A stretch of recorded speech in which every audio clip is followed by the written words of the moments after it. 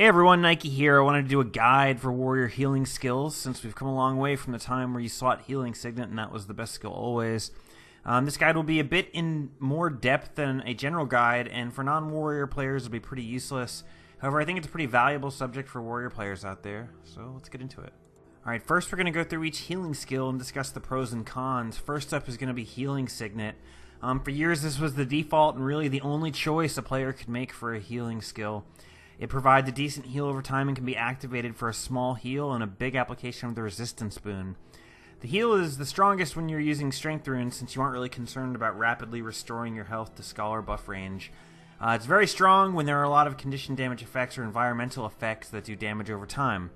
In those situations, it allows you to ignore the damage and focus on DPS and mechanics without worrying about your heal. It's at its weakest when you're using Scholar Runes or in a fight where you take damage in large batches from singular powerful attacks. Blood Reckoning is the Berserker Elite Specialization healing skill, and it was, for a very brief time, God tier in PvE. It converted 35% of all damage you put out for 6 seconds into heals, which meant that an ordinary raid group of warrior with around 15k DPS could expect to heal for over 30,000 HP. Since this much healing is more than any boss can do for damage, it amounted to a full heal mixed with a 6-second invuln on a relatively short cooldown.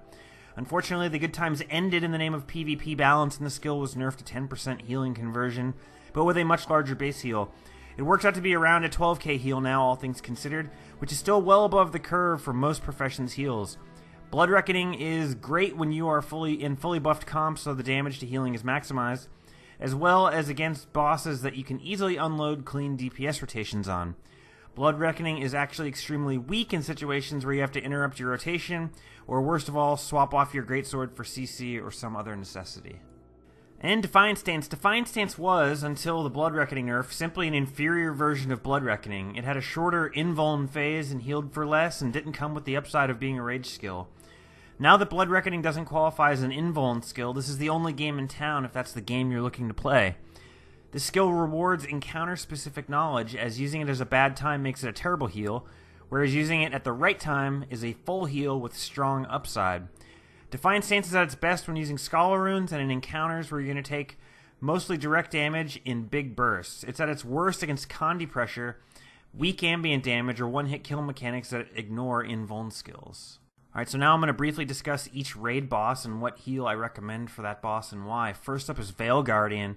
For VG, I recommend Blood Reckoning. As a low armor boss, your DPS will be higher and thus you're going to heal a lot more.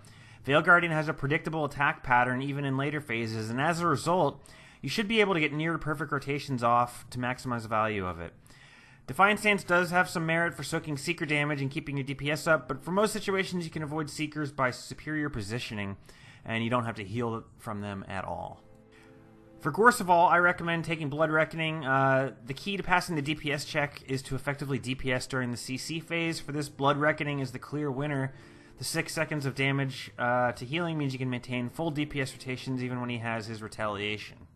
For Sabbatha, most of the threat of dying to actual damage occurs in the final phase when her and Carde are on the platform together. With all the AoEs in the ground and flamethrowers and turret attacks, Blood Reckoning and Defiant Stance are both strong. Defiant Stance is slightly stronger defensively as you can stand in cannon AoE and still maintain good rotations. Blood Reckoning can't quite ignore the cannons anymore, but it can safely ignore everything else and allow for good rotations. This one comes down to user preference, but my slight recommendation is Blood Reckoning since Sabbatha is stationary and in theory so is Carde, so your rotations ought to be pretty good. For Slothosaur, it can be somewhat troublesome to use Blood Reckoning effectively since he moves so much and it's difficult to lay in clean rotations, especially when you need to heal. However, Defiant Stance has the difficulty as there aren't any particularly good attacks to soak to get the heal off. You definitely don't want to sit in Tantrum AoEs because while they will heal you, the CC is very long. Additionally, as a result, despite its shortcomings, I feel more comfortable using Blood Reckoning in that fight. Slight favor in favor of Blood Reckoning versus the Defiant Stance. For Matthias, I think the Defiant Stance is the best skill. It allows you to drop the Corruption in the Fountains. It allows you to soak some of the powerful AoEs and keep your DPS rotations up, which is one of the big challenges in the fight. Overall, there's no real competition. It's just way, by far, the best.